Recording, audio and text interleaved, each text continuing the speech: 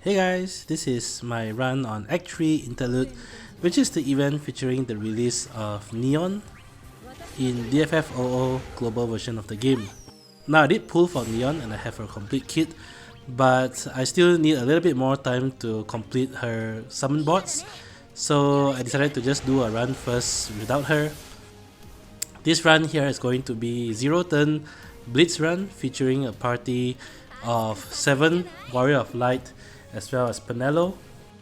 And this is a pretty flexible and straightforward strategy if you decided to skip Neon, because you can kill off the bosses before they get to do anything.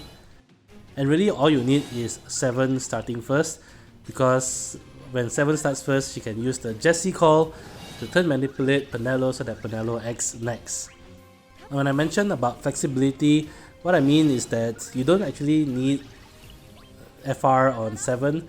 In this run, I did use 7's FR as echoes, but alternatively, if you don't have 7's FR, you can use a character such as Terra as a friend unit, and when it comes back to 7's turn at the end of the fight, just swap her out for the Terra friend and use double echo to complete the stage. Warrior of Light is also pretty flexible here, so the character in the middle, in this case I use Warrior of Light, mainly only because he has synergy. If you don't have Warrior of Light's FR, you can use Cloud of Darkness. She's also synergy in this unit, and her FR does do a lot of damage as well. The only role for the character in the middle is to use echoes and to use a Seed Rain's call. So as long as you have a character that has echoes, really anyone can fit into this build. You can even use someone like Terra for the middle slot.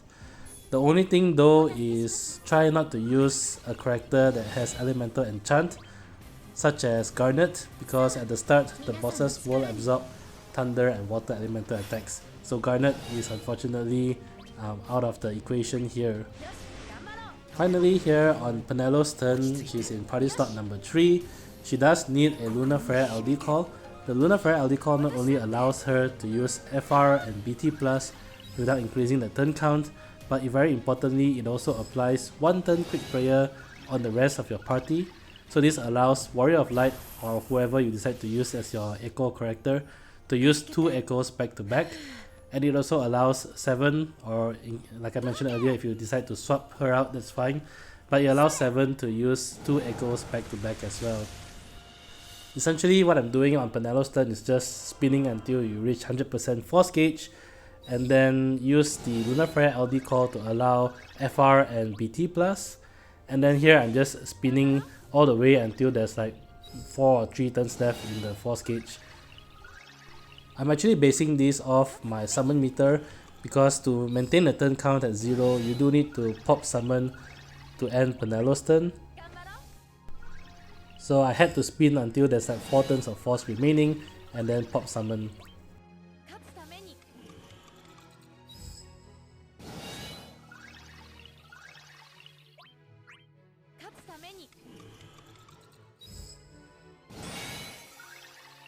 I ended Penelo's turn using her LD. That's mainly to get her overhead back up again. So coming to Warrior of Light's turn, again, really all I'm doing here is a Seed Rain's LD call to get a launch, and then use 2 FRs back to back, which also leads to a launch. So like I said, it doesn't have to be Warrior of Light, especially say for example, if you don't have a short sword ultimate weapon, but maybe you have something like a unique ultimate weapon, then you can use Cloud of Darkness here instead over Warrior of Light.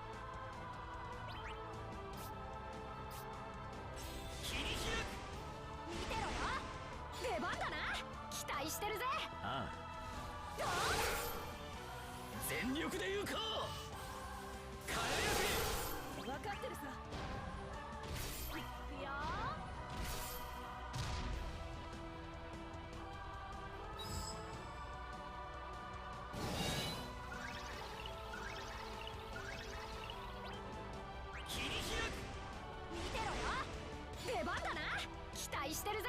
ああ全力で行こう輝け。分かってるさ。いくよ。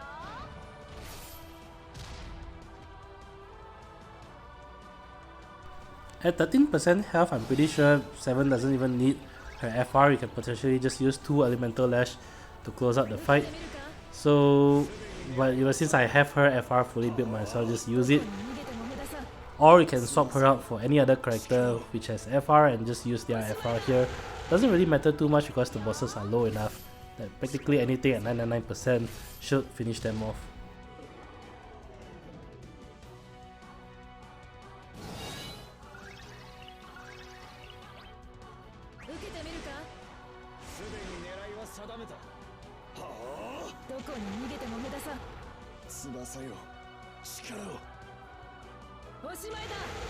Anyway, that's it for this run. As always, if the video has been helpful, do leave a like, comment and subscribe because it really helps a lot.